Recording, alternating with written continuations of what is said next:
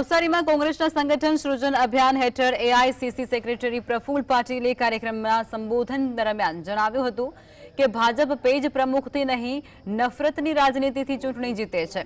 Page પ્રમુખ લોકોને ભ્રમિત કરવા અને વિરોધી પક્ષના કાર્યકર્તાઓનું મનોબળ તોડવા માટે ઊભું કરાયેલું એક તરકટ છે।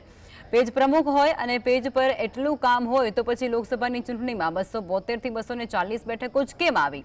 એટલે પેજ પ્રમુખની કોઈ તાકાત જ નથી। ભાજપ મુદ્દાઓથી ભટકાવવાનું કામ કરે છે અને ચૂંટણી જીતે છે। શિક્ષા, રોજગાર, આરોગ્ય, મોંઘવારી જેવા મુદ્દા છે। ગુજરાતનો વેપાર ફક્ત 2 લોકોના હાથમાં જતો રહ્યો છે, બાકી વેપારી ખાલી બેઠા છે। આ મુદ્દાઓથી ધ્યાન ભટકાવવા માટે ક્યારેય ધર્મ તો ક્યારેય જાતિના આધારે નફરત ફેલાવવાનું કામ ભાજપ કરતી હોવાનો દાવો કર્યો।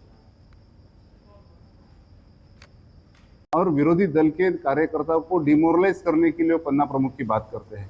वो पन्ना प्रमुख यदि है और पन्ने के ऊपर इतना उनका काम है तो पार्लियामेंट में उन्होंने 272 से 240 क्यों आए हैं? तो उनकी कोई ताकत नहीं है।